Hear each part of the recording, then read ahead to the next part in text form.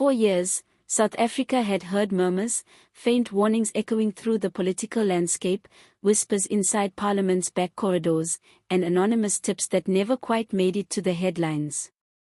But nothing compared to the shockwave that struck the nation the day a set of hidden documents suddenly surfaced, threatening to rewrite an entire chapter of the presidency. At the center of the storm stood one man, President Cyril Ramaphosa, facing what many described as the most catastrophic miscalculation of his political life.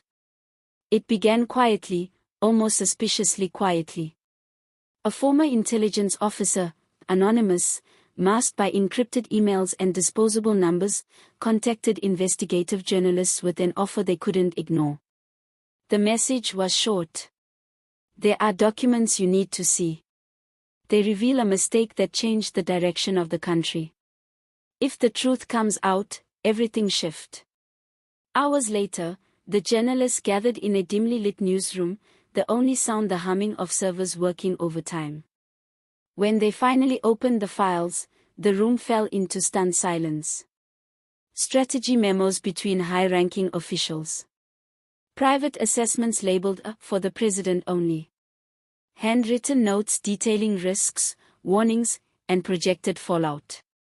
Together, they painted a picture far more dramatic than anyone expected. According to the leaked memos, the president faced a turning point years earlier, a moment where factional tensions were boiling, alliances were shifting, and the future of the governing party hung in the balance. We must delay this move.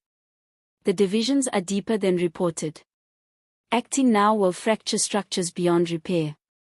This decision could split the organization. Proceeding without consensus is political suicide. But in a reply allegedly scribbled in a rushed, elegant handwriting, the president responded. We move forward. The alternative is far worse. The documents never revealed what exactly the decision was. The key pages were missing, either torn out or deliberately withheld by the source. But they made one thing clear. The president believed he was preventing chaos, yet the documents suggested he may have ignited it instead.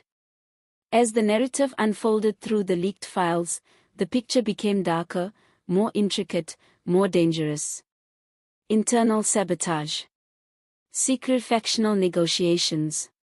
Warnings from intelligence analysts. Reports predicting a political implosion. But the most telling lines came from a classified assessment marked Level 4, eyes of the president only. If we proceed, the opposition will weaponize this. The internal factions will retaliate. The nation may experience instability on a scale we have not seen in a decade. He believes history will vindicate him. But the data suggests otherwise. These remarks shifted public perception dramatically. What was previously seen as calm leadership now looked, through the lens of the leaked notes, like a risky gamble taken under enormous pressure.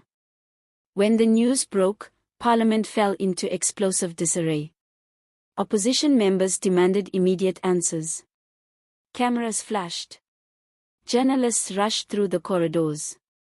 Analysts filled TV studios, scrambling to interpret every line, every missing page, every signature. The ANC leadership held emergency gatherings that stretched late into the night. Some members insisted the documents were doctored. Others privately admitted the handwriting, signatures, and classified stamps were uncomfortably familiar. Meanwhile, ordinary citizens watched in disbelief. Was this the moment everything changed? Was this the turning point the country never saw coming? For many, it felt like the unveiling of a political chapter long hidden behind velvet curtains. Inside the union buildings, tension reportedly reached boiling point. Senior advisors whispered in corners. Security tightened. Phones were switched off. Meetings were held with urgent secrecy.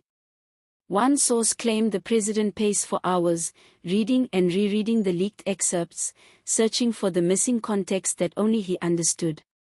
The documents made him appear reckless, but his version of events, still untold, remained locked inside his mind. Yet silence became his enemy. Every hour without a response deepened public curiosity. Every day without clarification intensified speculation.